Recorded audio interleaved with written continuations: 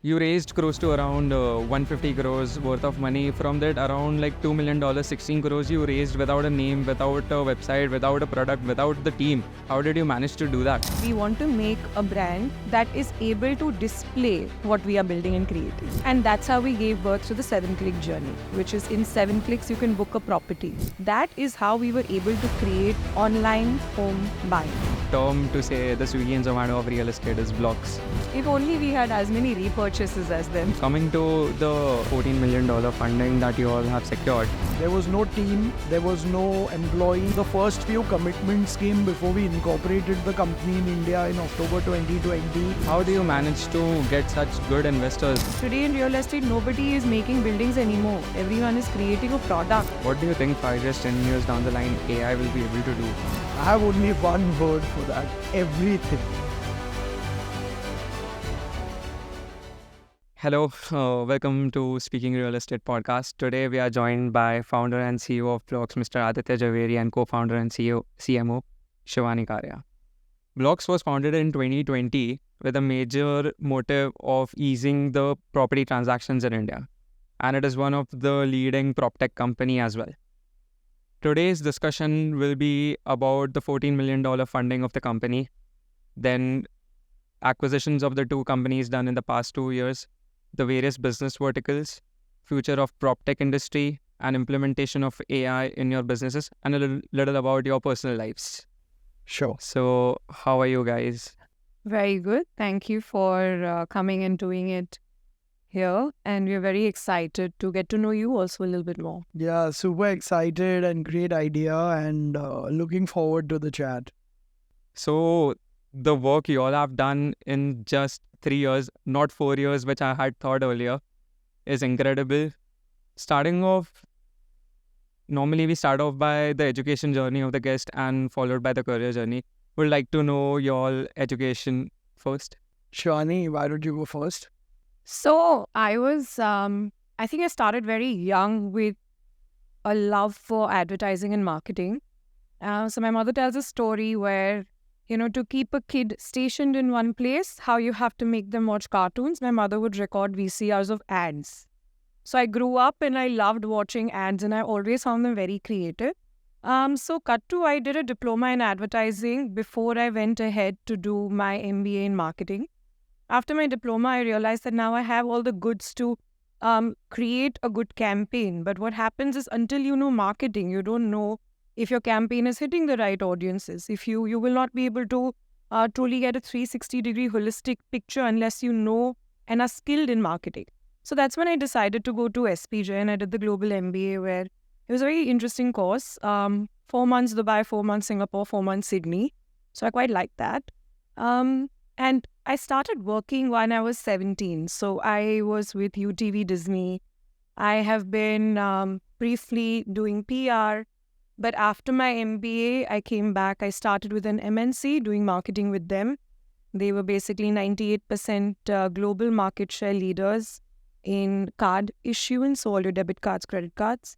Found that a little bit dry. So I realized I don't want to work in an MNC because what usually happens, Krish, is when you work in a large corporation, you're not able to contribute that much in terms of creativity or in terms of any kind of processes. You have to follow as they are laid out in front of you.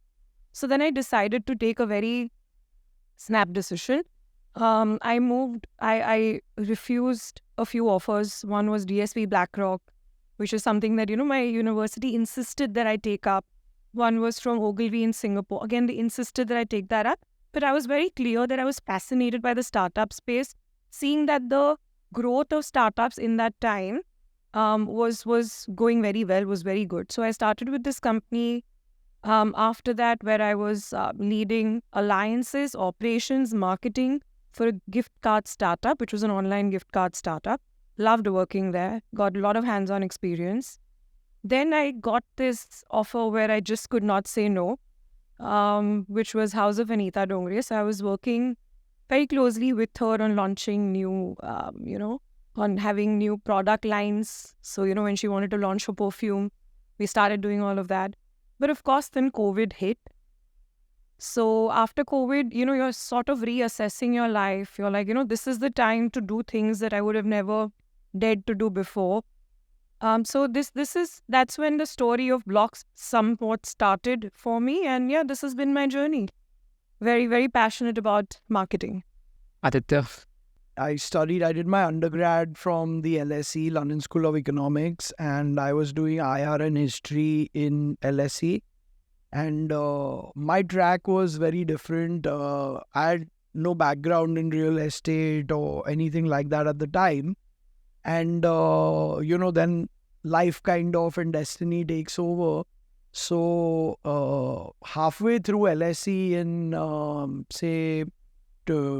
like 2 years and 1.5 years into LSE, my dad passed away in India. So at that point, I was like, I came here and there was a decision to be made. Like, as in after LSE, do I come back or do I like go on the journey I was going to go? And by sheer chance, something happened when I was here in the middle of college. At that time, a friend of mine just mentioned that, he wants to buy a property in a certain building. And it just so happened that I knew someone who was selling a property in that building. I connected them and I was like, I just turned 19 and I made brokerage for the first time. And I was like, okay, this is so much money. So any job I would do after like LSE, like basically I started realizing it wouldn't make sense for me. Thereafter, my journey has been almost entirely in real estate. So the year I'm mentioning is 2009. From there for about 4 to 5 years, I was channel partner or a channel partner with more value-added LSE educated kind of background. So we were working with a lot of developers and, helping them with all kinds of different things, even like fundraising or private placements of inventory and stuff like that. So deep networks, relationships in the industry were built. In 2016, I transitioned for the ultimate journey and dream of a person on that real estate track to become a developer. So in 2016, I, ventured into real estate redevelopment for the first time. We partnered with a large Mumbai-based real estate developer for that 5-year period. And in 5 years, we took on multiple residential redevelopment and SRA projects. So coming to, then there was COVID, as Shivani said. So coming to COVID, when we were in COVID, at that time, my entire journey had been the entire value stream of real estate, from a one-man broker to organized CP firm, to a small builder, to a kind of a little bit larger developer backed by a large developer. And at that point, when COVID hit, it just made sense that now we could do something, or we want to do something that can be truly transformational. Like when you're a developer and you're adding one building, at some point the excitement goes down. But what we thought of to do with Blocks at the time, and what we want to do with Blocks, is a very large mission with a very large impact, where we want millions of people to benefit, where we want to change the way an entire industry works. And that's kind of where Blocks was born from our journeys. Yeah. Coming back to the education and the career journey, do you think education played an important role in your self becoming the person you all are? In my case, definitely. I think I have a very strong view that good quality education, irrespective of any field, is a great thing. It's a great thing to grow personally, to learn. And more than that, I've never done any commerce or business degree in my life.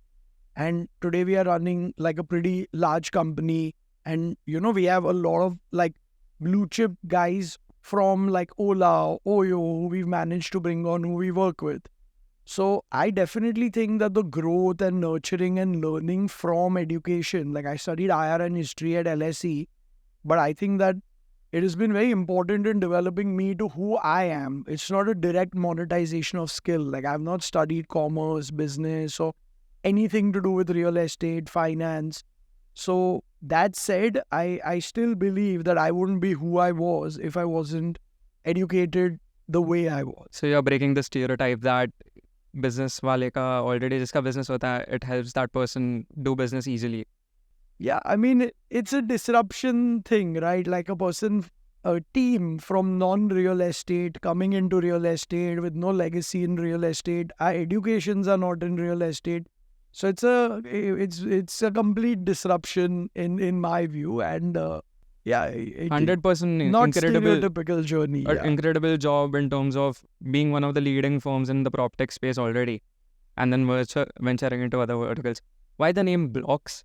So I will tell you why the name Blocks, but I would be missing something if I didn't mention that unlike Aditya, I have a very different approach to how I've been able to use my education. So, when I started out, I'm one of those people who will meticulously plan like a 5-year plan and a 10-year plan. My father's a CA, my sister's a doctor. So, of course, it was like, you're going to do marketing, you're going to do bachelor's in mass media. What is that going to do for you in life? So, I had to convince my parents that, hey, you can create and build an entire career out of marketing. Like, CA and doctor are not the only two things that one can do. So I very meticulously have planned what I want to do in life. So I like to put the goal first and then chart my way to it.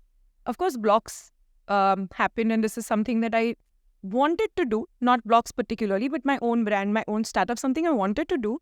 But I realized that if I am sound with the requirements of marketing and I'm able to understand the customer well, you're industry agnostic, basically. No matter what the industry is, if you're able to create that skill set, right? I don't have a IR or a history skill set like he did. Whatever skills I've developed, I like to put that into my work. So, so for me, it's been a lot of use. I mean, in a business degree, you sort of understand a little bit of a lot of different departments and various, different needs of a business. And of course, with, marketing and product and understanding and putting your finger on the nerve of what people want and what could be the next big thing, I think in my case, I've been able to get out of my education, which is, one, my MBA and then my experience leading up to Blocks. And why the name Blocks is very interesting. So, we knew that we wanted a 4 to 5 letter word because it's catchy, it rolls off your tongue easy. And while we were in the process of understanding, what should we name ourselves, how should it look, we were very clear that we want to make a brand that is able to display what we are building and creating. Right. See, we were not the first players in the prop tech space, but we wanted to be the last and the ones that made an impact. Because, earlier there was a .com period, then there was an app period, but then in COVID is when the direct-to-consumer period started. So one, I wanted something that rolled off everyone's tongue easy. We want to cater to all different segments of the society, big to small. So because it's an apartment, right? We have 35 lakh rupee apartments here, 35 crore rupee apartments. So I wanted everyone to become comfortable as a community, being able to connect with a name. So even if you see our URL, it's blocks.xyz, because tech was so important and integral to whatever we did. We were not just aggregators from the get-go.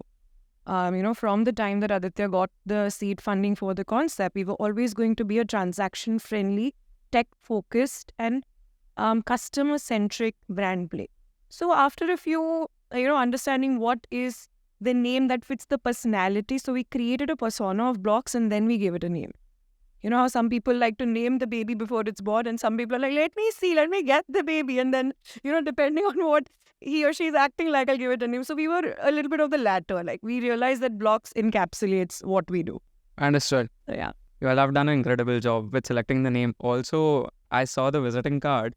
How it can get molded into and becomes a Blocks is also very interesting and creative. Thank you, Craig. So, Thank moving you. on, the main motive, main objective, aim of the company, as far as in simple terms to say it out, is to smoothen the property transactions in India or in the industry. How do you see that you are making that happen? How do you wish to reach that goal of yours? Or have you achieved that goal? Taking a little bit from the customer centricity, Aditya, having done a lot in real estate, had experienced all these friction points that do come for a buyer, for a broker, for a developer, etc. So we actually put our heads down and said, how can we make this seamless? How can we make this friction free? And that's how we gave birth to the 7-click journey, which is in 7 clicks, you can book a property. And Krish, you won't believe it, from the time that we made it live, we had bookings coming from Hyderabad for a property in Andheri, Mumbai. And we were like, wait, we haven't even really launched it, but the transaction was done.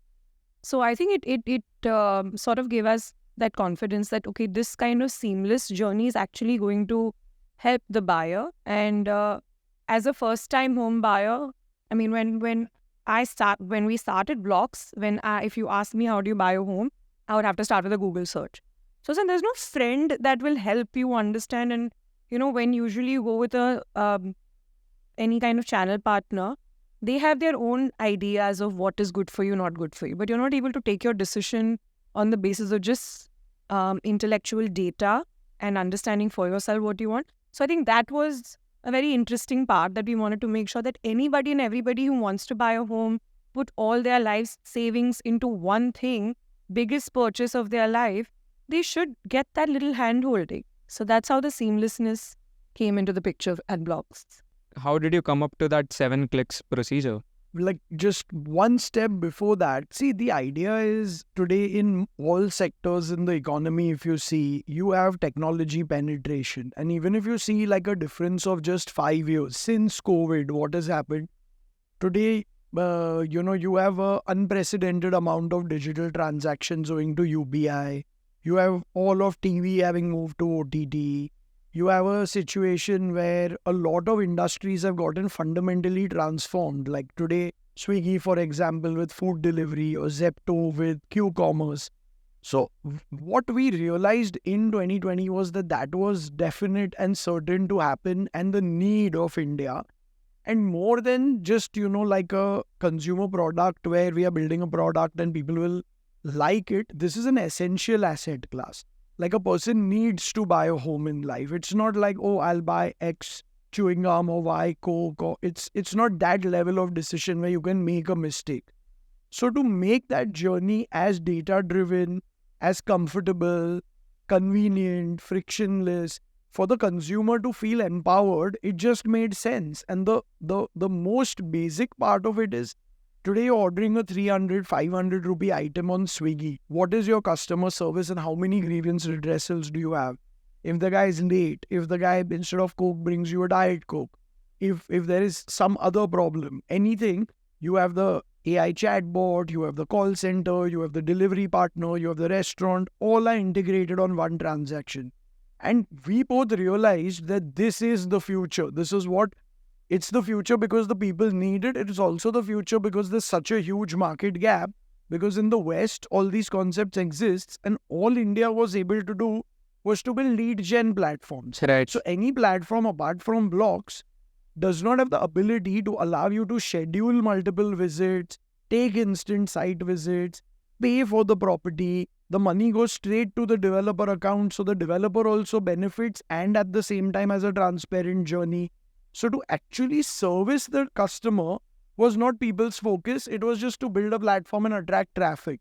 And to that end, both of us are very clear that it will take a little bit of time to build the distribution, to build the sales.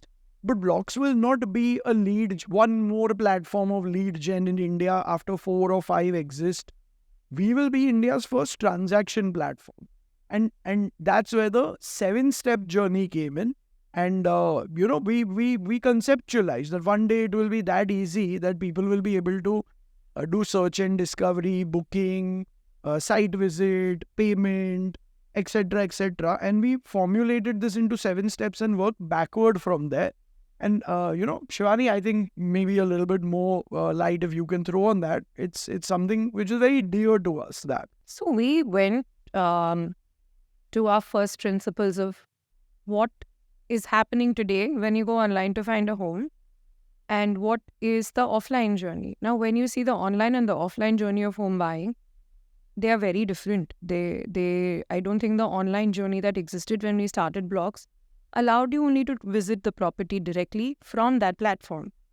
Ordinarily, the model that they had in play was third parties can enlist properties on the aggregator platform. So as a customer, when you go on that aggregator platform, you're inevitably giving your number to that broker who's listed the property.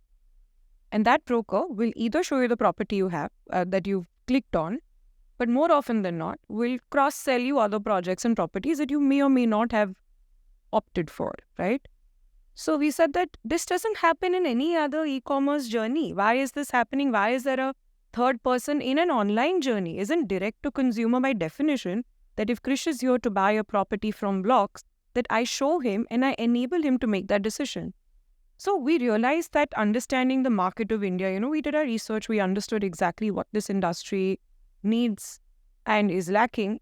So we realized just doing an online journey may not give, again, Krish, the buyer, the confidence to go ahead with buying that property. Someone may be confident, someone may not. So we realized that we should be the first ones to create the O2O model, which is online to offline. Let's say you interacted with a few properties on our platform. What you do is you schedule a site visit. From that moment on, either you call us, you WhatsApp us, you message us, any kind of, the minute you give us your number and you tell us what you want, I have an army of relationship managers that we send to you. So you'll get your dedicated relationship manager whether or not you've paid us anything yet. And you don't pay Blocks anything. We are a complete free of cost service for the customer. We are here to ensure that they are having a great experience. That relationship manager, much like a bank's relationship manager, is going to first understand your needs, show you the properties that you wished to see, or even suggest some more depending on what your requirement is, across all projects without any prejudice. Which means I am not a broker who's showing you properties that I'm empaneled on, but I am a platform that will show you all the properties that you can potentially like in the entire market. Okay. So that was our biggest differentiator. That was the reason why, a lot of people have transacted online with us. If you don't want to do a physical visit, we realize that a lot of people may or may not want to be comfortable doing a physical visit. They don't have the time for it. I'm personally one of those people that if I can see pictures and videos, then I'd rather shortlist from there and then visit the last two that I've liked, right? So we have that option too. You can do a virtual visit. Today you can go on our platform and interact with any of our calling options, and we send our relationship manager to that project to show you the show flat on a video call. So that makes it very easy for the buyer to make his decision and make a very informed decision. We wanted to empower the buyer to make, again, informed decisions with, we have very protected category of developers. We have many developers on the platform, over 2,000, and all of them are RERA verified. We have our own checker system where we ensure that the developers that we are listing, the projects that we are listing, tick all the boxes. We have a 51 box checklist before putting any project on the platform, because once we put the project, it's available for selling and the customer should be able to and will visit it. So that's the assumption that we move with. That is how we were able to create online home buying, which never existed as a category till Blocks started. How do you see, earlier no one would believe that a person is going to buy a property online, and witnessing that shift today, how did you see, or how do you see the changing perspective of customers, and how are they becoming comfortable with such a thing? See, one of the key elements that is relevant to this is that it is not e-commerce in itself has evolved, right? So today it is not as simple as you go to a website, check out, make a 2 crore rupee purchase online, pay it. It doesn't actually work like that. And this is the gap that we wanted to fill and now in large measure have filled. So what we did is we digitized what we call even the offline processes. As Shivani mentioned earlier, there's an online to offline, offline to online. It's a fully functional model between online and offline. So what happens is a customer does search and discovery online, as she mentioned. The user after that the journey gets broken. If you go to any other platform, all you can do is put your number there and hope someone calls you. And they will call you, but they may not call you with what you want. There's no data, there's no transparency, there's no intelligence over there. There is no modern process of which understands, which is CRM led and it's scheduled and you visit a property on time, or someone shows you something on time.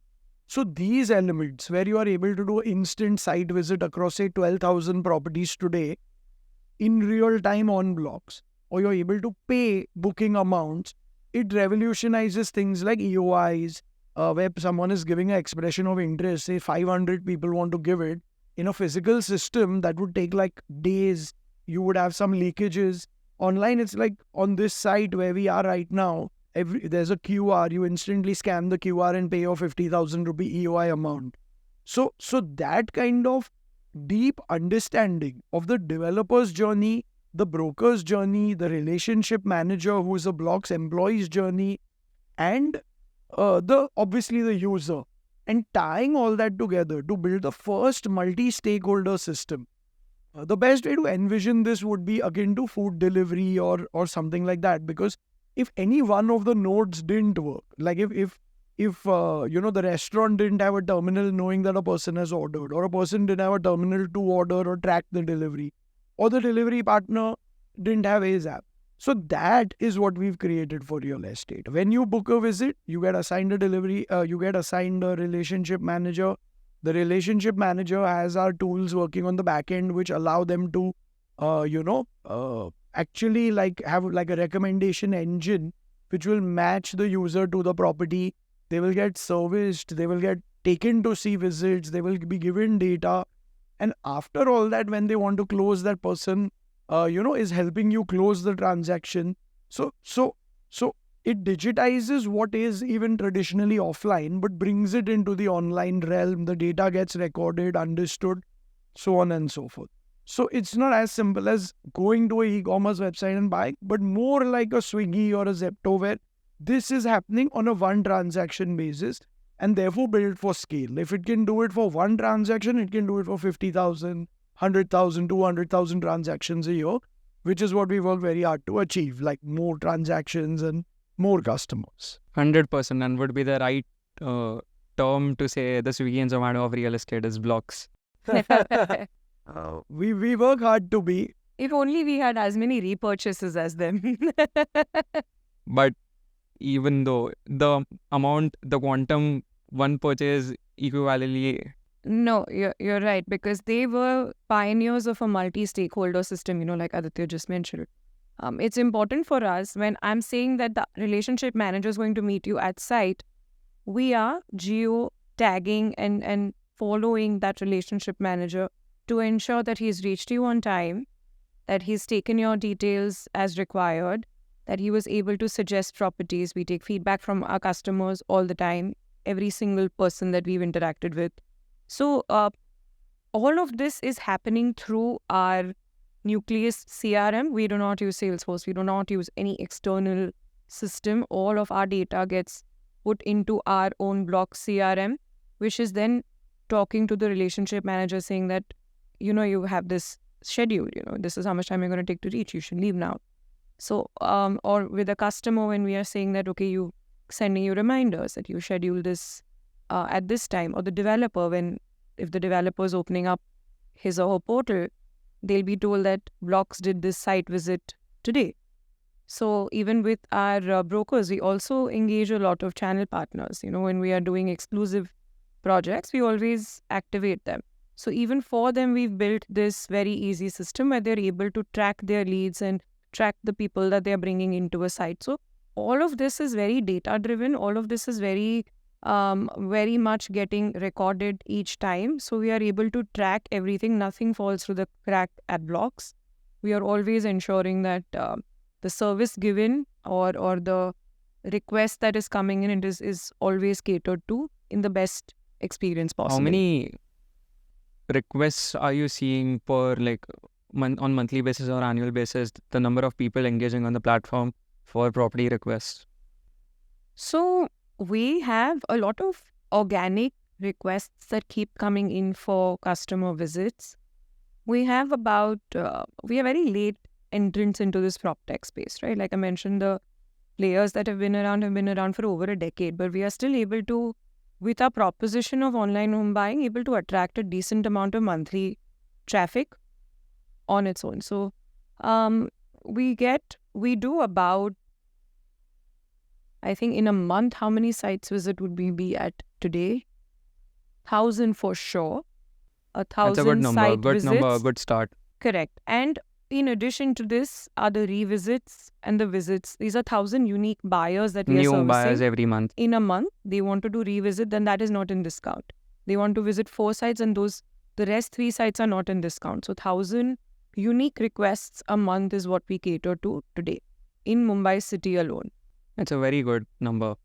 Coming to the start of the blocks and the $14 million funding that you all have secured, how was the whole process of that? So, like any startup, we didn't raise the money. We had a seed round, then we raised some money in the Series A round. So this is like 1 year or 1.5 years apart. The total sum of 14 is like first we raised 2 million at seed. And it was COVID times when the first seed round we did. And it wasn't like intended that we are going to make a company and do a seed round. We identified the gap. So we were talking about it to a lot of people. We spoke to other entrepreneurs. We spoke to friends that we have in tech. And we were like, this seems like a very big thing. And the data was getting more and more supportive because in the US, in the UK, if you saw, you didn't have this kind of market shutting down. When COVID lockdown 1, 2, 3 happened here, you had near zero transaction activity. So it became very clear that countries which had digital infrastructures of transaction or even more advanced things in the US, like they have an MLS where every property is on the MLS on a database, they were still able to keep business going, maybe 30% reduced, 40% reduced. So we were talking about this to people. And as we started speaking, people said that, if you actually decide to do this, if you actually decide to like create a company, we'll do 100,000, 200,000 that way. So then at one point we had a chat. We said, okay, this is seeming like we're going to raise the money. It's seeming like we have to do it and we have to do it fast. The biggest adoption of this will come if we launch it in COVID because everybody is at home. So it can become one of the acceleration of the use of the technology would be much faster, which we saw in the COVID uptick. Like all technology adoption in India went through the roof 4 times, 5 times, 10 times. So it was a time to launch it. So then after that, I was, we started formally pitching and talking to people. And there was nothing. There was no team. There was no employee. There was even the first few commitments came before we incorporated the company in India in October 2020. So we had to figure out like how do we, now like take the money, bank accounts. It was like at that stage. And one of the big things that happened was while we were raising like, 100, 200K and we said maybe we'll put together $500,000 or $1 million and we'll start building the platform. At that point, we got the intro with Justin Martin, who he's a founder of Tinder and he led our seed round. And we had like a 30-minute call and he said, I want to come in for more money than he eventually came in for. He was like, can you take 1.5? Can you take 2 million? We were like, no, we're just trying to raise a small amount. So finally we closed like somewhere just under $1 million and stuff like that. But that's how we did a $2 million seed round. And we had the capital to build a platform, hire our first few employees and truly do this in a fully like we are not affiliated with any other organization or we have no allegiance to any one developer, which is very important for the customer to know that we are truly impartial and neutral. And all the 2 million was raised across, I think at the time, 12 investors, which were all mostly angels. We had 2 or 3 other like big founders, unicorn founders. We had a few funds doing small checks. And the second part of it, where we raised 12 million in our Series A, was about 1.5 years later or a year later.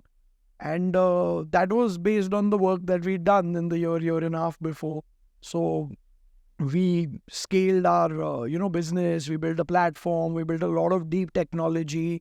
We've invested heavily in first in world kind of products rather than copycat products. So, especially Silicon Valley, when they're seeing like something that has transformational power, something like one of the small things that we've built is like a real estate knowledge graph, which is in its very elementary stages. But the impact of this could be that it could make like the whole real estate industry transparent over a 5-year period, which means every transaction is in open domain to the user of that.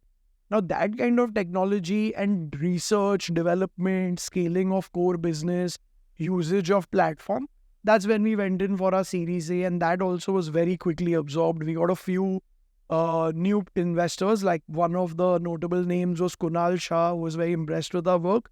But apart from that, most of the round was done by our original investors only, because we didn't get the opportunity to even go out before we could even approach a VC. The existing investors had filled the $12 million, which is what we raised around December last year. You raised close to around 150 crores worth of money. From that, around like $2 million, 16 crores you raised without a name, without a website, without a product, without the team.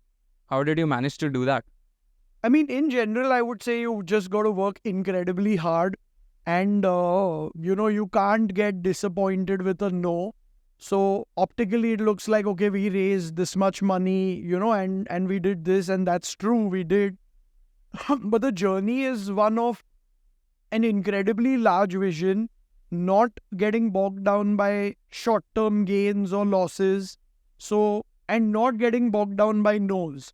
So for a lot of people who will tell you that I raised this money, you won't know how many people have said no to them, and you have to work incredibly hard for a long period of time with unwavering commitment to your vision.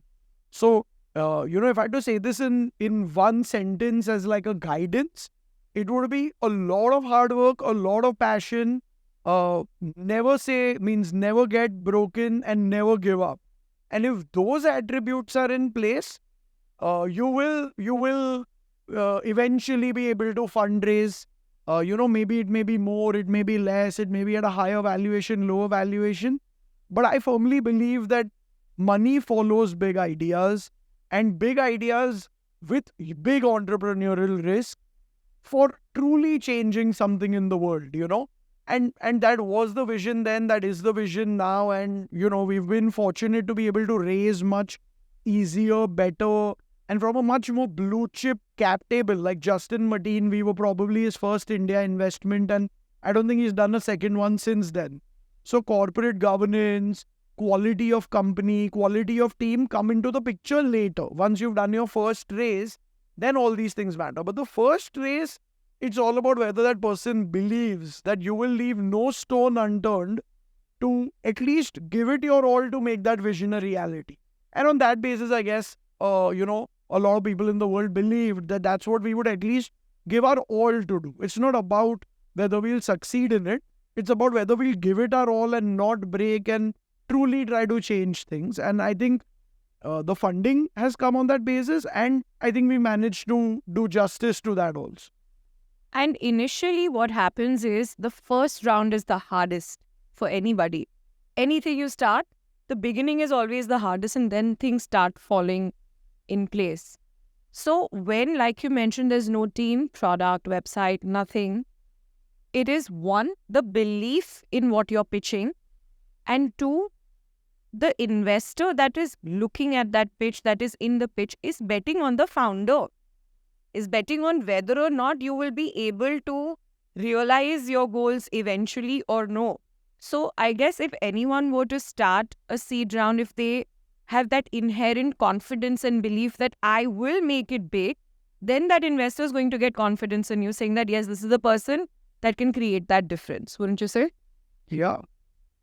How do you manage to get such good investors? And the very shocking part is that even before the company was laid, you all had it you were able to get such a good funding, and that too from very notable people in the world.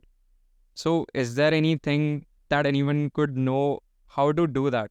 How to reach to such kind of investors as well? I mean, reaching them is just purely, it happens, right? Like you talk to people, they connect you to more people. When you're raising a round, every person you speak to is potentially going to connect you with one or two more people, whether they invest or not. So resilience is a very big factor. where you can't get dissuaded if someone disagrees with you or doesn't invest in you. So you have to just keep going for it till you achieve your target. And mostly if you have that kind of mindset, you will get somewhere with it. The second part is, which I would strongly suggest, as a bigger note to all entrepreneurs, would be was dream big and have a large vision. So, the simple thing to do is to make one more platform, right? But it's much harder to say that I'm going to reinvent the entire way real estate works. My probability of failure is higher there. So if I was trying to build just one more listing platform and compete on the same metrics, like how many users do I get, how many leads do I generate, how much do I sell the leads for, we would be one among many. Today, why Block stands out is because we're the largest transaction platform in India. Nobody is able to transact the volume that we do in a tech-enabled manner. So if you think about the best of tech combined with the best of the brokerage world, and you add them, that's what will give you a Blocks, which is bringing that e-commerce type ease to the consumer. And when you have that kind of vision, to be very honest, our investors' mandate is very simple. They don't care if we fail, but they don't want us to settle. They want us to keep doing R&D and keep trying to change the journey and create mass impact. So the goal for Blocks is that one day we'll have like 1 million people buying a home from us in a year, in say 3-4 years. And that discussion is at that point. So whether we, how much money the company would make, and these things are very secondary when it comes to vision. And I think that kind of vision deserves to be funded, and therefore money follows good ideas, How do you see yourself in the future being present in all states of India as well and going outside India too? Outside India is a different topic, and it has to be considered deeply. We are not necessarily, in either way about that today, and I don't think we need to be. The stats and the numbers speak for themselves. We have about 600,000 homes a year, about 3.5 lakh crore rupees market, which is sold primary real estate in India, which comes from developers. And that is growing 20-30% year on year. In 2-3 years, we expect that number to be over 1 million new homes a year.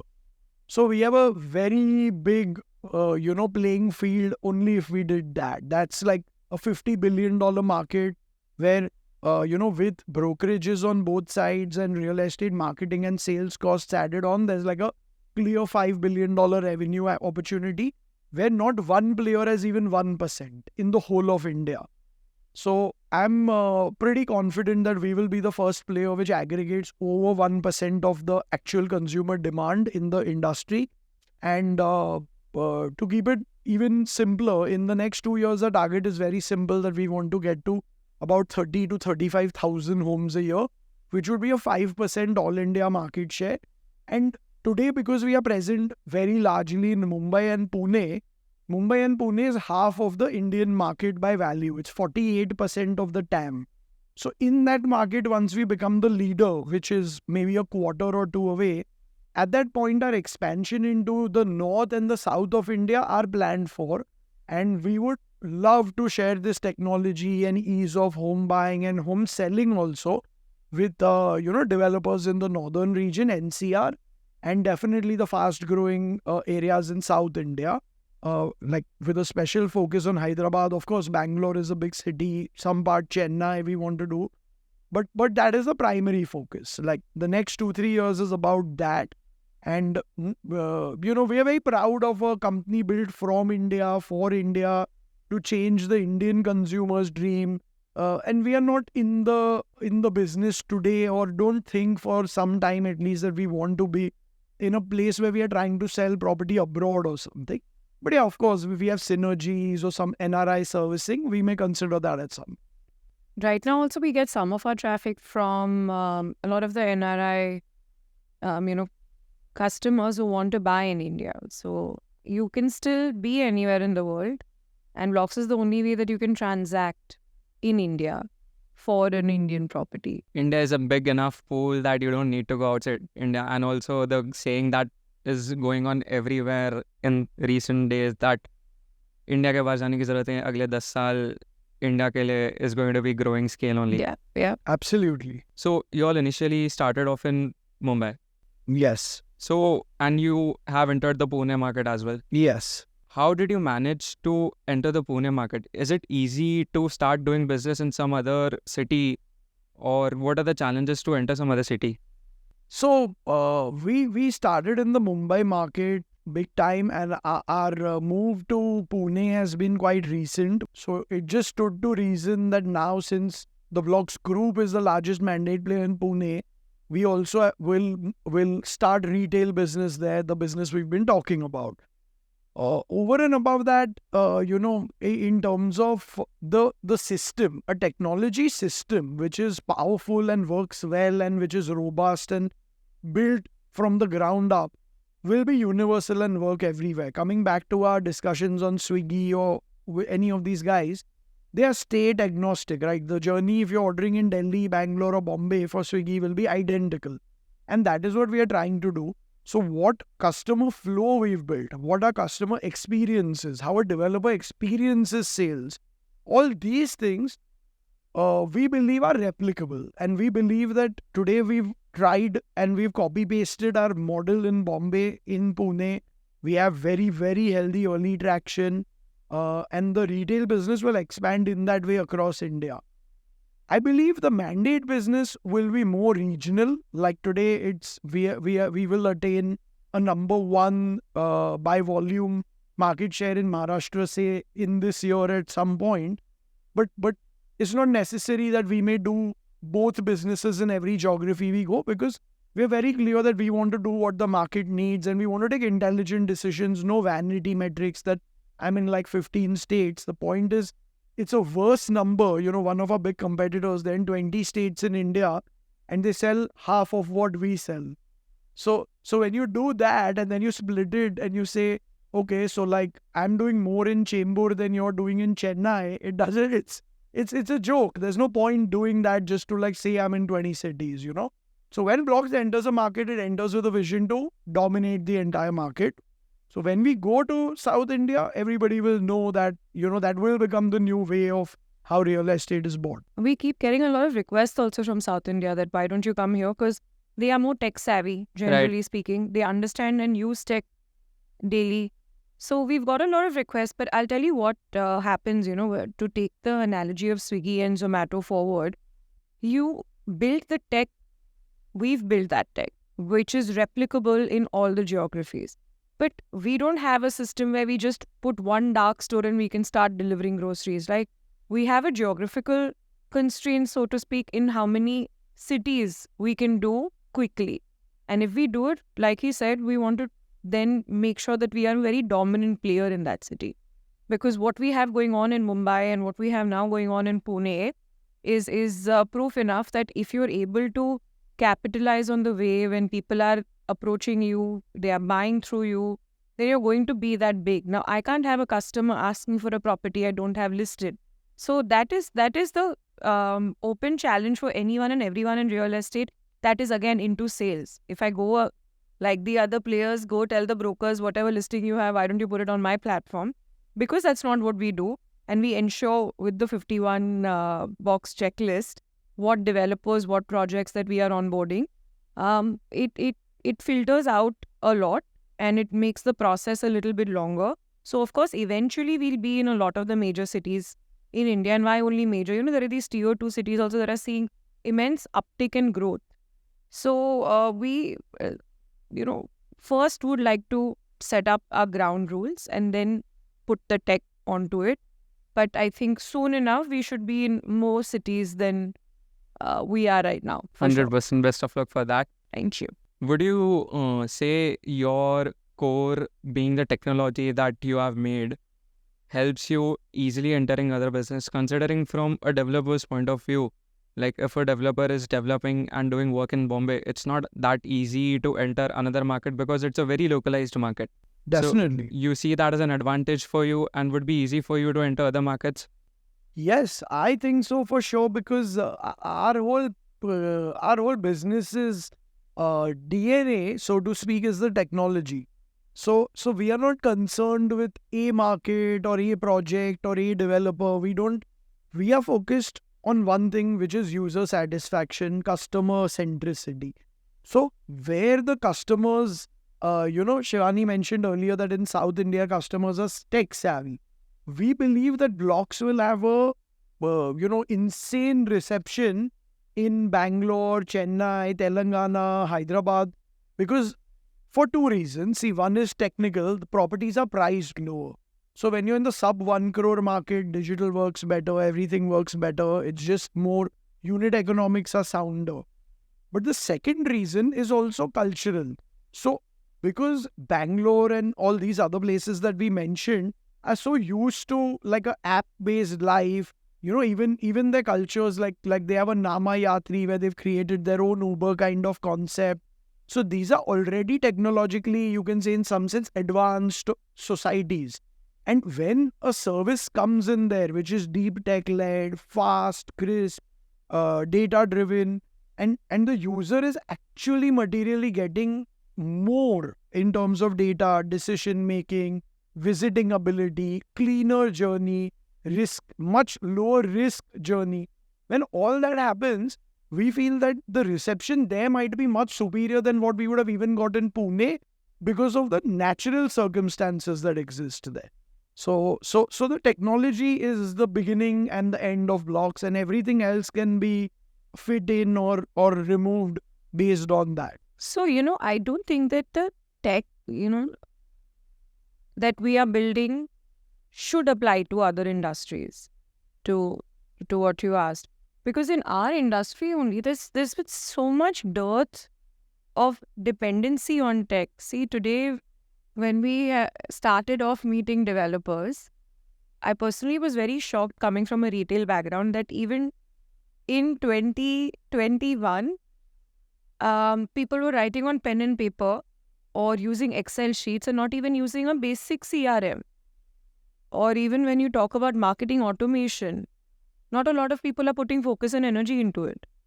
And the kind of product that real estate is, you're able to target, your sociographic, demographic, geographic segmentation is actually very easy compared to, launching like this box of tissues or launching any kind of cosmetic or anything else, which that, okay, I'll have to find the buyer for it. That if it is priced over or under 1 crore, who's going to buy it? Whether if it is in a certain geography, that people from this micro market are going to be interested in it. So you're able to actually create a lot of marketing automation which nobody was looking into.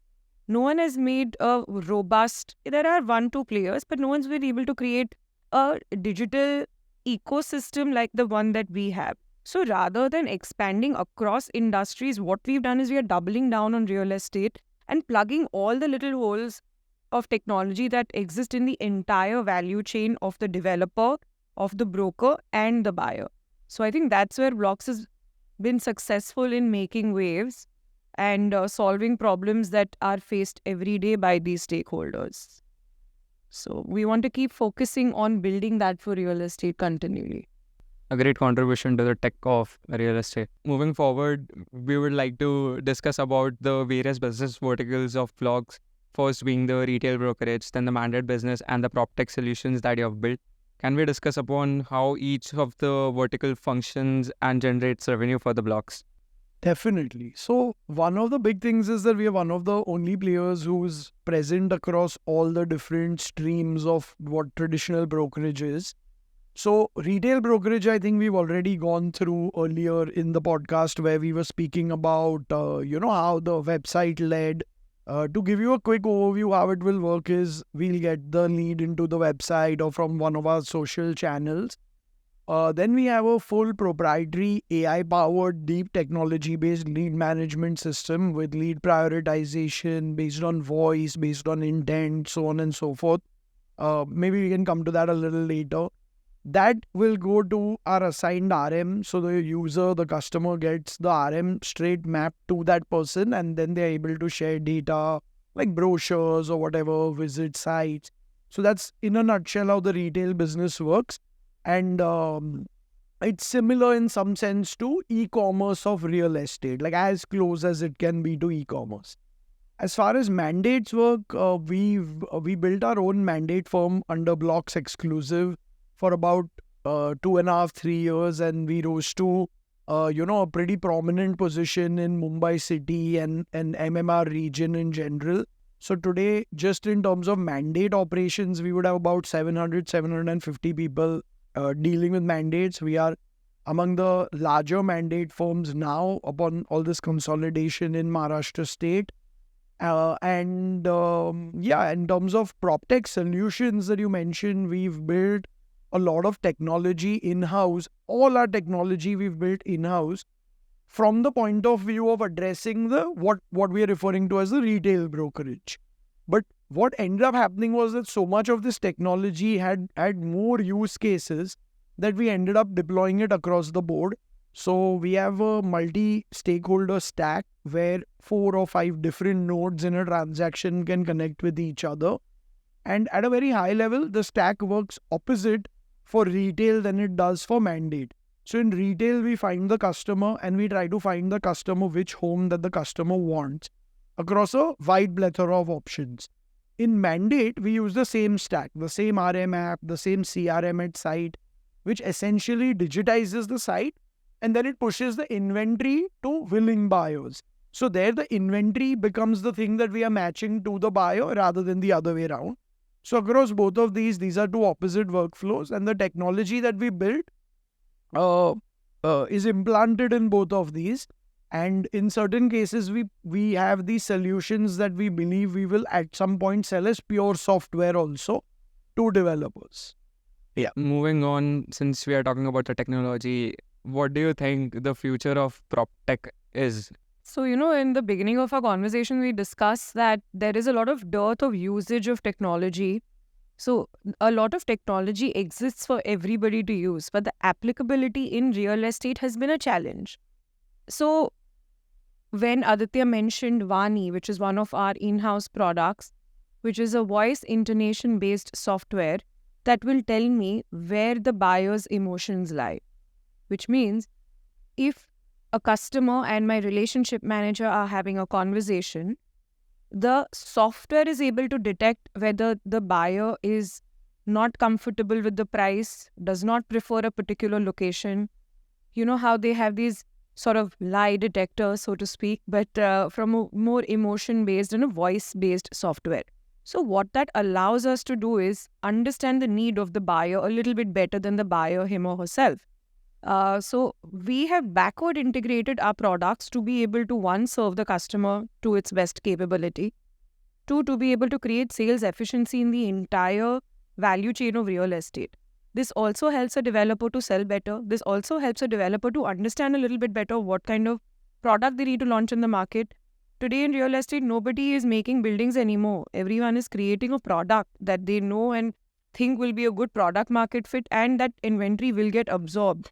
When we speak about the real estate boom in general, it doesn't mean that the buyer is less knowing or is stupid. They are very intelligent. They know what they want and they are able to find their way to that inventory they are looking for. So we help them and engage with them exactly to do this.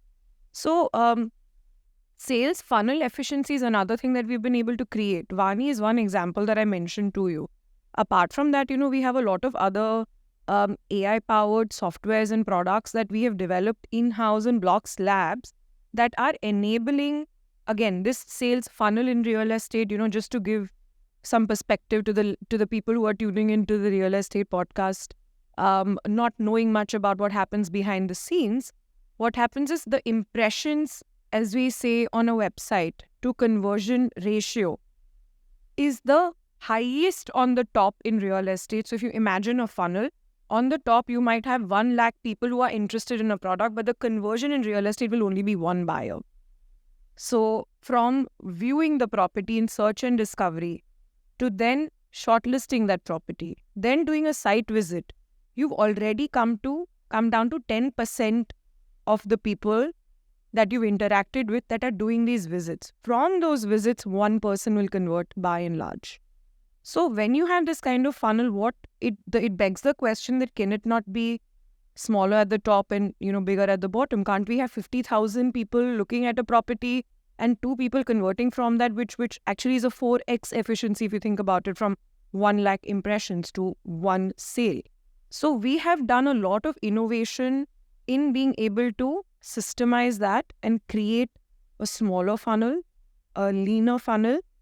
So that is one great advantage that we always went into the market with, that allowed us to grow, be it retail, be it mandate, be it our D2C play. So, earlier when we were discussing, this is what we say, that we have built a suite of technological products that are then applicable to all these different use cases for the broker, for the developer, for the buyer, depending on what product we are using for that use case. Many developers are still based on the conventional methods of working, and considering the leadership roles in this industry are normally above 40. So not being able to again adapt to the new technology and being able to adapt to the AI buzz. Would you have any few recommendations or ways that people can start adapting to the new technology?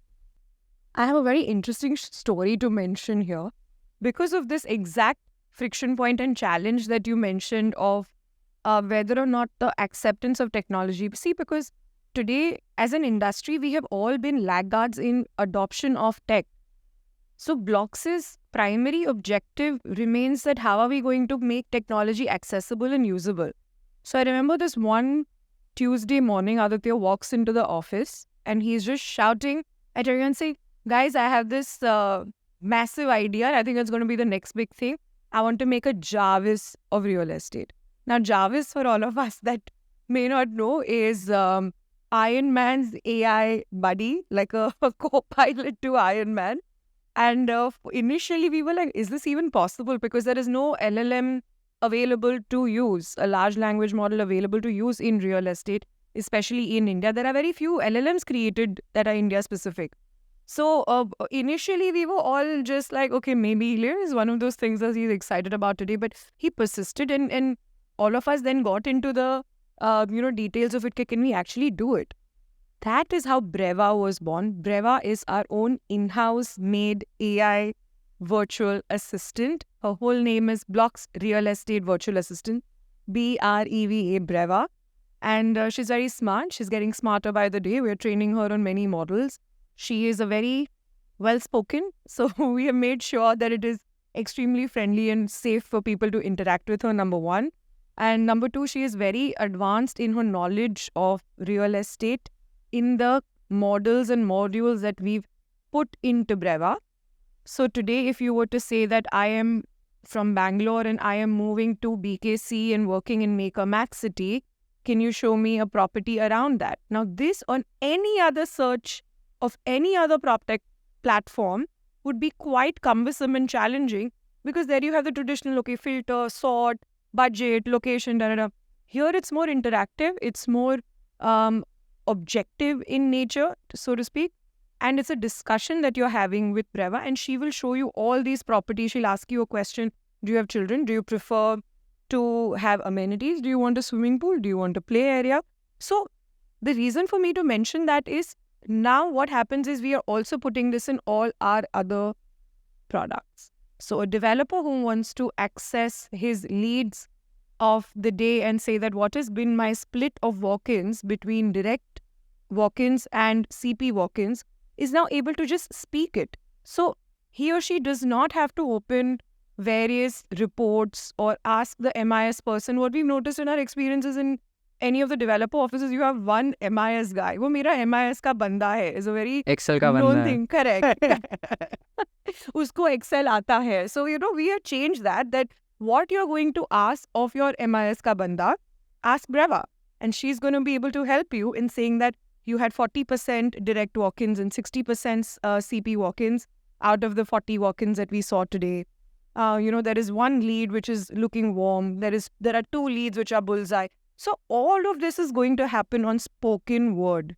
So technology without its use, without its right access, is like putting a Picasso in a bathroom and locking the bathroom. Right. It's like you need to make it Available you to need to everyone. put it out. You need to have people to adopt it and use it. So this has been how Blocks has ensured that the tech is picked up. And it makes it easy for everyone in real estate to interact, use technology, and remove that mental block. Because if you really think about it, Excel is not hard to use, but you still have to learn the few basics. Talking, we've been doing since we were 1 year old, right? So it's very easy to use this tech. It has took how much time to build this tech? From that Tuesday morning to today, I think it's been about 9 months. 8-9 months. With this, yeah, I mean, just to further a little bit of what Shivani said, one of the big problems in real estate, coming from a deep type real estate-ish background in my own career, people are very disparaging of tech, right? So one of the things I can tell you, without naming anybody, like I can give you 2 examples. So when we were originally pitching the very elementary version of this, which was AI-based lead management system, a developer just made an offhand comment saying, "Arey, building email pe nahi banta hai, tum ye sab." So I'm like, "Oh, what are you saying? What email? What?" He's like, "Arey, hum shuru kiya tha, haath se plastering kiya hai." A guy who's come from that journey. So we realize that adoption is a big problem, and we don't want to build a product that someone has to hire an MIS wala banda to use, The second big thing we realized when we came in the market, which was with the other developers, they had to hire Ernst & Young, EY, then they had to get them to, customize Salesforce for their use. This was a big cost. Then they had to train all their staff on Salesforce. So the idea that Shivani mentioned of Jarvis came from the Western movement of building AI co-pilots. So we saw this. I'm a investor in Y Combinator companies. I've invested in about 35 companies. And every batch of Y Combinator, they're presenting it. So like say, a year and a half ago, AI became crazy, right? Everybody was developing new wrappers, ChatGPT came out and everything happened. So for the first time, we had the idea that before developers and brokers here catch up with the technology solutions that are available today, they will get disrupted. The disruption will be what ChatGPT has been to Google. So now it's free text. You can go and ask any question in voice and text. So you don't have to say, okay, I will filter 1.5 BHK, 1 crore, this close to hospital. You can have a more conversational format. And for the user, of course, it's all this. But for enterprise, for developers, brokers, it would be game changing, because what you're saying is, show me my site visits from last Wednesday to this Wednesday. The idea is that the ultimate UI, that's the ultimate vision for the product, is ultimate UI is no UI. So one day we dream that you will have a Breva app, you launch it and there's nothing. There's no buttons, there's nothing to tap. There's just one voice button or one search button, and you're literally having a conversation. And if you're an enterprise user, the effect is you can literally make them on demand generate any reports of anything that you want, like my sales, my cash flow, my site visit comparisons between sites, between days, between periods. Ki Gudi Padwa mein show me all my sites, have they gone up in traffic, like physical people visiting.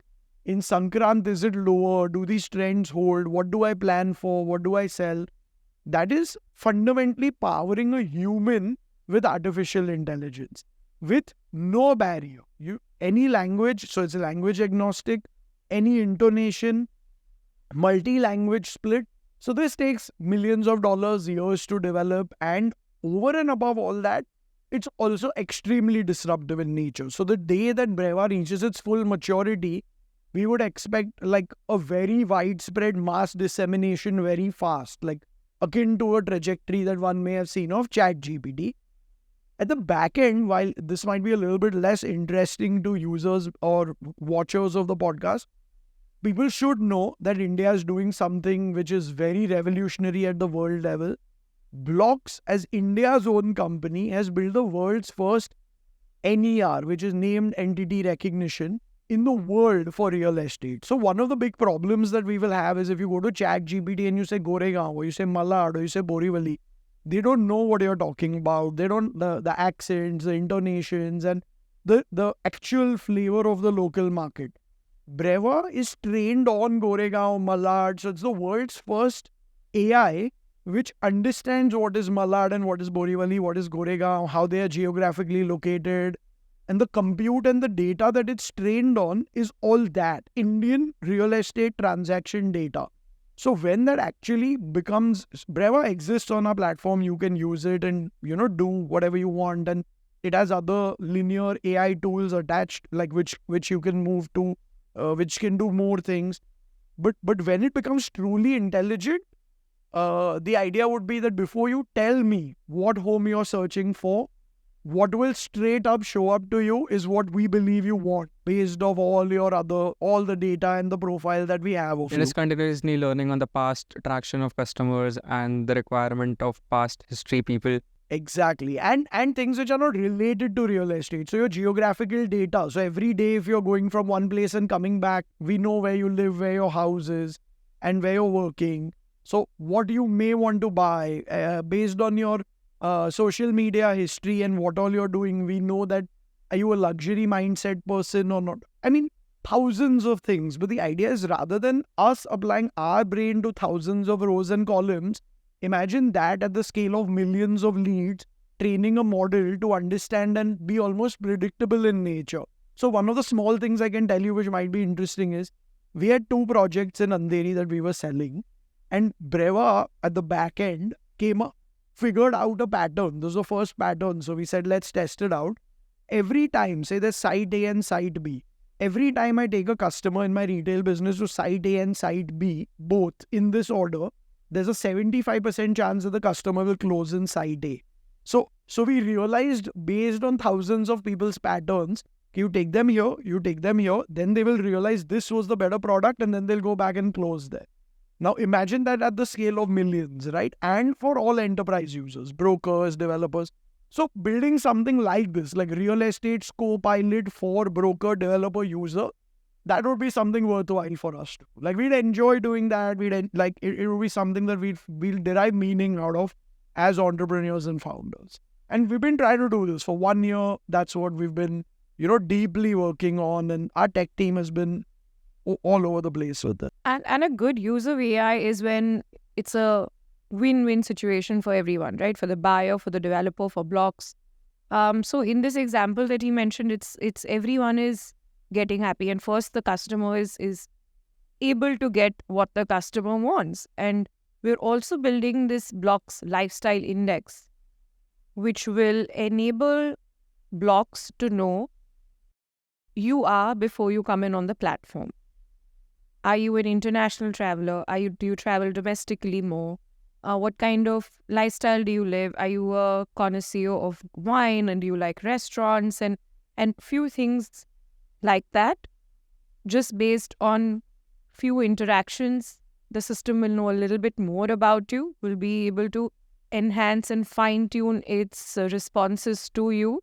So we are very excited at the prospect, because given that a home, which is the product that we are selling, defines your life, enables your lifestyle quotient to increase. Keeping that in mind, it's important that we match the right property to the right buyer and vice versa, much like sort of Tinder. To make that match happen for us is like a raison d'etre. So all the AI implementation that we do, we ensure that we are doing it for this purpose. You are creating a disruption in the industry, and this is going to be just a growth upwards path forward. That's what I am feeling right now. Yeah, I mean, we really do want to double down very hard in, as research and development first principles guys, and build the brain. What is AI, right? You have a lot of data, you're computing that data with different algorithms, and you're arriving at different outcomes. And the day that gets fully reliable and automated, it would make every person do what they're doing better, thereby creating net efficiency. So Blocks will become the first system which doesn't take from one's pocket and give it to the other. One of the only big unicorn in India, it has a positioning which is anti-something, right? No something. So the idea is that we want an all-encompassing system. You're a developer, you're a broker, you're a relationship manager, you're a budding broker, you're that one platform should be so powerful that all stakeholders can each do their job better Therefore, the net efficiency increases, the cost comes down, the revenue goes up, and then everyone shares it, which is a much bigger vision than saying, okay, I'll take from that person and give it to the other person, which is a much narrower vision. I mean, clearly it doesn't work also. So our creation is not to say we want to make any one stakeholder redundant. We want to say that we want to enhance everybody's proposition. It's win. Absolutely. A developer should be able to reach the right customer. A broker should be able to create efficiency in his processes. That's why we've created a lot of automation even for the channel partner. When we get a lot of requests for digital marketing, we have our in-house performance digital marketing team of 25 people where we're able to really target. We have experts from IIT, IIM that are creating this entire system for us. So we want to extend that to the broker also. Ordinarily, the old world and traditional thinking would be that, oh, why should I compete with the broker? I want that sale for myself. But like Aditya mentioned earlier, we want to ensure that everybody in the value chain and every stakeholder is deriving some value, because we are here for the long-term game. We are not here for a short-term gain.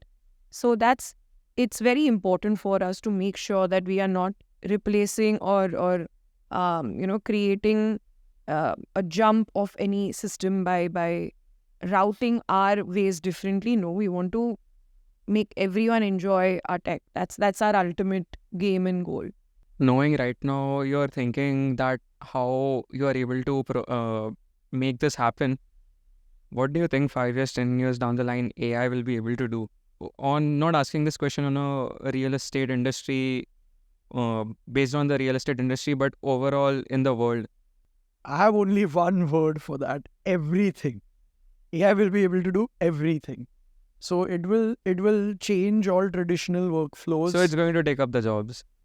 Not necessarily. It can empower people to get upskilled also, right? It can make human beings achieve more. But let's say today 10 people are required to do that work. Tomorrow someone will have to do the work, but it will obviously reduce the number of people required to do that work. It will create a whole new era of abundance and wealth, which will create new jobs. So the way I see it, and this is a global debate, everybody's having it, I think that people will get repurposed from doing tasks which don't require human effort and can be easily computed to doing tasks which for them will earn them more money. So a person powered with AI is like you're eliminating the intelligence differential quotient, right?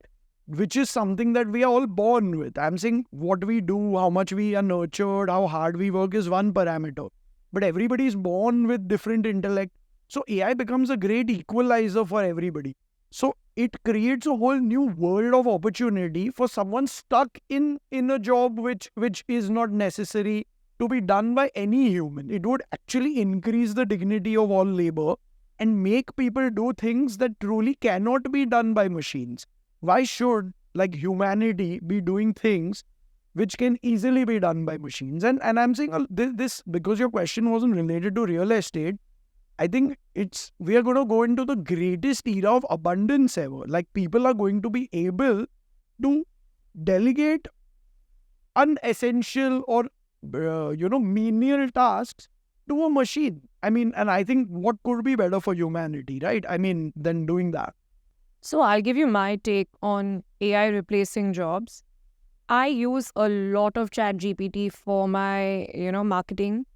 I have a lot of people in my department, and just the general sense that AI will replace jobs is a very myopic view of the applications of artificial intelligence. See, if you see the history of humanity, there have been a lot of cases when a lot of jobs have been replaced. Doesn't mean there's not creation of new jobs.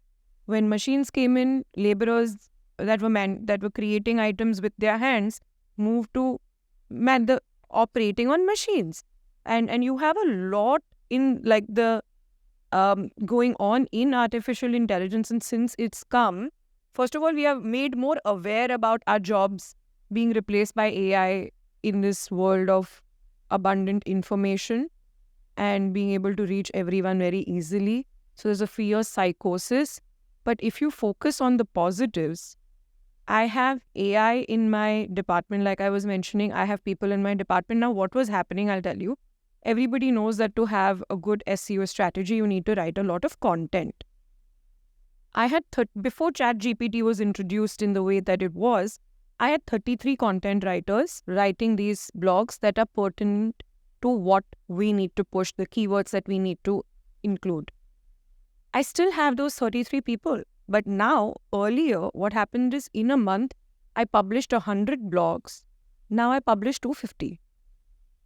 At the end, I can't replace any of those people because you need a human to run that AI. You need a human to make that AI. Humans are very much in control of AI.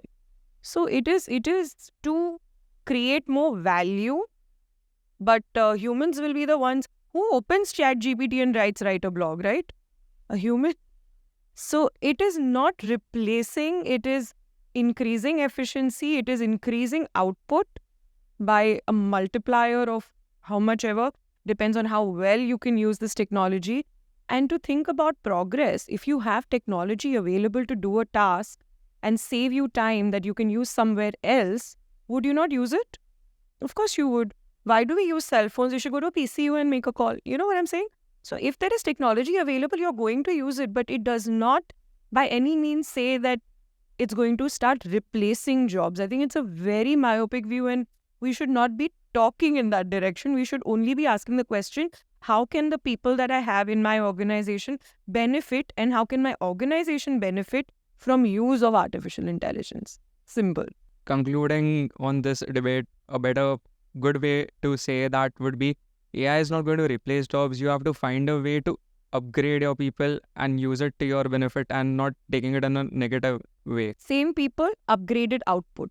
That's the best way to look at it. The thing that you said, like earlier, you used 33 people for 100 blogs, but you are doing 250 blogs at the same manpower. Correct. So that is upgrading and not removing 10 people and using 20 people for 100 blogs. I didn't say that I will keep 11 because I can still get 100 blogs out of them. I said, now my SEO graph is going to go higher because now I will have more keywords. I will have more blogs going out. So why not? So a good debate.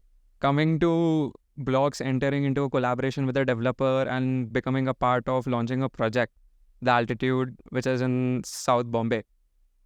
Why did you enter into this space? And also interesting thing forward to discuss about the loft apartments that you have launched, and I think so has never been done in India. Why the loft apartments? I think both of us would need like half answer we can give you on this.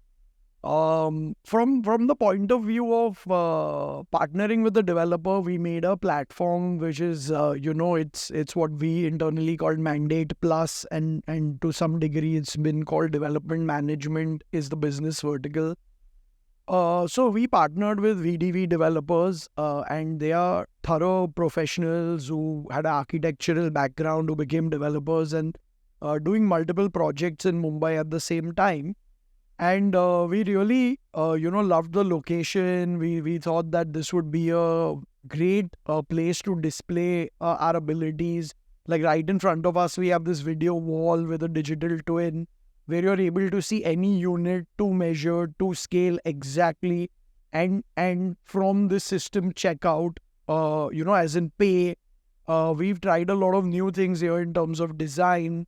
In terms of the architecture of the apartment, with the loft being built, with the loft being truly like a Singapore or New York style loft apartment and not simply like what traditionally we would call a Madia, in real estate. So we wanted to build that product for the consumer, and we found a very good meeting of minds with the developer. So we said, okay, we'll come in earlier than a mandate in this project. We will provide you some level of financing. Both of us will put our best minds to creating, and I think Shivani should talk about this a little bit more, into creating this product essentially from being like a piece of land to becoming like a hot product in South Bombay. And that was the vision. So the loft apartment is something which we were very excited to launch. We thought it would be a new consumer offering in terms of the core real estate. And the experience that Brox provides on the site is truly one of a kind. We've been featured in a lot of media regarding that. And this entire site is digitized. So you can pay online, you can fill your forms online, we will contact you online, and we are showcasing that. You can visit it virtually, and we are showcasing that to all developers. So all the biggest developers in Bombay visited this, and this was like our way of showing them that this is what we can do for you, you know, given a full playing field without like other barriers. To speak more specifically on the Altitude's design, vision, product, I think Shivani, you should take it. So I think once Aditya decided that we are going to go ahead with this unique, one-of-a-kind inventory, my job sort of became easier and harder. Easier because it's something that should sell itself. Given that there is no competition for a product like this, given that the loft's height, once you're on the higher floor, is 7 feet, so it's a comfortable movement. You know, generally the lofts that we see are up to 3.5 feet. We have to crawl inside. So I think half my job was done, but then the second part came up where how are we going to sell something that is different? We started asking everyone. So we had about 25 people calling for 6 weeks straight, different people across this micro market. As you know, the Altitude is in Tardev, and Tardev Worli Lower Parel market has seen immense volume of sales in the last 2-3 years. And a lot of new projects are also coming up in this area because, of course, we are not the only people to identify this being a booming micro market. So we have a few competing projects. So we went ahead and asked everybody in the vicinity what they would want. That's how we were able to arrive at a certain kind of product, certain kind of positioning for this, given that the premiumness of a 14-foot ceiling height. You don't get 14 feet often in Mumbai. I have been to banquets that have a 10-feet ceiling height, and this is your home with a 14-feet glass wall. And so in addition to that, we added a lot of amenities. We have basketball courts. We added a walking track because turns out there's no walking area or a park that is walkable distance from here. So we were able to eventually create this magnanimity of the brand. We named it Skyloft Apartments to a point where whether or not someone knows what the Altitude is, it's a Skyloft Wala project. This has become the Skyloft Wala project. And from CPs to buyers, everyone, and we had a media interaction here where we were then the top places to visit or top things to do on a weekend, I think, by Money Control. So you're like, that's cool. That's not a bad thing to do. What they were saying is you just come to the site and experience the site for what it is, whether you're a buyer or not. We're not going to ask you the door, aapko khareedna hai. Please, you're welcome anytime to walk in. Yeah, we were very proud about that. It became one of the things to do on a weekend in Mumbai. If not even home buyers, people were just like, you got to go see this. And Money Control did that. And so we were like, oh my God, this is like very cool. We also had like, I think 600 people who came in on that weekend. We were packed. There was no place Please to move. Come, enjoy, experience, have a cup of tea, post pictures on Instagram. We are super happy to showcase this. We even got a lot of interest to a point where someone who was present at site asked me if I've invited this particular celebrity at site.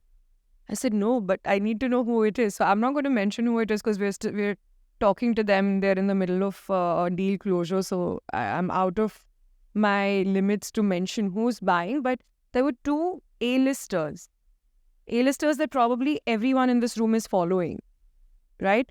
Who want to buy in the Altitude, who are interested in the loft apartments, and both of them happen to be friends that want to buy an apartment in the same building. So we're like, that's amazing. We never approached them, but the fact that they've heard of the Altitude and they're coming to site to buy it is extremely exciting for us, and we promise we had nothing to do with it. So we are very excited. Once it's closed, and if they allow us to, I'll definitely share the name with you. Great milestone, I would say. And elevates the project level overall. Yeah. And in terms of the project, this project, before any external financing, purely independently at launch, I want to take the opportunity to thank the market also, because over 55% of the project was sold at launch. So today we are encouraged to take risks. Today if the project didn't sell and we had done all this and we've spent this kind of money and built all this tech and people were like, what is all this? Obviously, it slows down innovation because we've taken a big risk to make things better. But the market response has been astounding. We had, like Shivani mentioned, all the media people came here, all the big developers, the top 5 developers of Bombay, they've all come here and they've experienced it, and a lot of them have jokingly said, the day you get your OC, I'll also make a product like this. And there's a lot of support, and ultimately the end consumer, 55-60% of the inventory is sold out at land stage as just the plinth is going to come up. And I think that's saying something, considering that you have 2 mega launches that have happened in Tardev in the last 6-8 months of giant projects, like the biggest project in, tallest project in India kind of projects are coming up here with topmost developers, and we are unperturbed. In fact, our price has gone up. So, A great project. Thank you. thank you. Coming from you, thank you. Means a lot. No. Yeah. You're an expert in this. You've seen a lot, so thank you. So moving forward, Shivani, you are a huge supporter of women empowerment and tomorrow being the day for women. Can you elaborate the way, because I heard and talked to certain people working in your organization, they say you support a lot of women empowerment. Would like to hear few words on your take on women empowerment. Sure. So this is something that has been very close to my heart because growing up, I don't think that anybody saw me as a girl child, boy child. So, I grew up in a more open family that was progressive. But the minute I joined the workforce, I saw that unlike any other place that I've been, like my school or college, suddenly I'm seeing the number of women being very less. Also, a lot of times I've realized that women put a glass ceiling for themselves. See, what is circumstantially the case where whether or not your superior promotes you or not, which is a different topic we'll touch upon, but they put a cap on themselves as to how far they want to go in their career. A lot of them are doing jobs for the sake of jobs.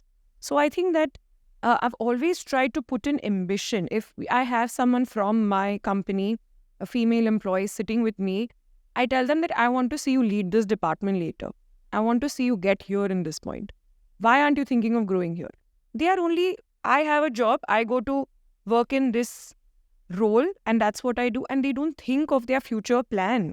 I think that's criminal. I think everyone if you've put in 5 years of your time, you need to be much ahead later on. So I try to sit with each one of them, give them my 2 cents, push them, and a lot of them have taken it very well and they are doing much better in their jobs than they did before. I've been able to dissuade a lot of people moving out of Mumbai because what happens is, if in a couple where both the partners are working, if the man chooses to move out of the city, the woman follows. Whether she's doing well or not, she doesn't care, she follows, but you don't see that happen the other way around. So I always tell them that if you are creating your niche here, what you're doing, you're so good at doing here, are you sure this is the time to stop? And I've been able to dissuade a lot of them, and I feel very happy about that. They are very grateful about that, but I don't think I've done anything great. I think that is just something that a friend would tell you, you're doing so well, why do you want to go anywhere else? So that's one thing, that women put a stop to their own growth. And secondly, in leadership and in real estate, Krish, you know that in real estate there are very few women at the top, and definitely they're not as young as me. So I got a lot of appreciation from the industry. I was never treated like a female or the fact that I am young. So I always feel that I have this burden of giving back. I want to ensure that every time I get a chance, I push this agenda forward, because someone who's listening needs to put this in practice and in play and start charting out their careers. Take a pen, take a paper, or use ChatGPT for all I care. Chart out your career. What do you want to do? If today you're a senior manager, how are you going to make your way to a GM? How are you going to do this? Do you think that moving jobs makes it better for you? In my own organization, if a woman comes to me and tells me this is the path I want to go in, whether it's through my organization or not, I will support her. And I think we need more women champions. Aditya is also another woman champion. He is ensured that, he promotes the cause. So we've both been very passionate about making sure that we have a good split of male to female ratio in the organization. Unfortunately, we don't get a lot of female applicants. So anyone who's in real estate or is doing anything is a woman, please do apply. We are looking for more applicants. But from the people that do apply for any role, we make sure that we're at least taking 50% men, 50% women. But as you know, in real estate sales, it's usually male dominated, but changing very, very fast. So I think everyone should chart out their life, career goals and just follow it with horse blinkers. This is the time for women to rise. Coming to one thing, Blocks as a startup has done really well in terms of fundraising and having such a fast and aggressive growth. Would like you all to give an advice to any startup or any young guy who is hoping to build his startup? So from my end, it would be think big, think for India and by India and to solve Indian problems. And more than anything else, I would say that, don't be afraid of failure. We and I particularly fail more than anyone else. So what we see, the growth and the success and all, that's what the world sees. But to reach here, there's a lot of failure that goes into it. And if there's one message that people take from this, it would be that don't not take a risk because you're afraid you'll fail and go for the easy option. Don't do that. Because if you don't do that, then the whole world will respect you. People will come together to lead, like our top employees, investors. When it's a mission and it's truly a mission for you as an entrepreneur, I think you will find a lot of support from the world, and ultimately all that together will lead to success. Before becoming an entrepreneur, I had this line by Elon Musk, which is, entrepreneurship is like eating glass and staring into the abyss. You only know what that means after you started something of your own, because the ups and downs, a roller coaster life that, being a founder, being an entrepreneur is unlike any other. But does that, and it's scary for a lot too, but does that mean you're not going to attempt it, not going to try it? Definitely not. Everyone who's thinking about it should give it a go. Fundraise, no fundraise, find out a way to make sure that you're able to achieve the goal that you set for yourself in life. And like Chris Martin said in one of my favorite songs, if you never try, you'll never know. So just try, fail, try again. Like, who's watching? And even if people are watching, why are you answerable to them? You go ahead and try, and you never know what you might end up building and what you'll end up creating. If nothing, if you're even solving one small problem in a large country like India, you've done well. Congratulations. So just try. Go for it. So coming to end of the conversation, it was really well knowing you all more, and also the kind of things I learned today and how the AI disruption Blocks is doing and how aggressively you're growing. How have you got the financing? It was a good time and a great knowledgeable podcast for me. Thank you, Krish. And it was great talking to you, and all the best on the podcast. And I think you're doing great things, and I think you're going to do more great things. So all the best, and great fun talking to you today. Thank you for being so young and taking interest in real estate. It's because of you that our average age comes down. But jokes aside, it was very exciting for us to go back into a lot of our old times and walk down memory lane. So thank you for that experience. And we wish you all the luck for everything you want to do ahead. Thank you so much.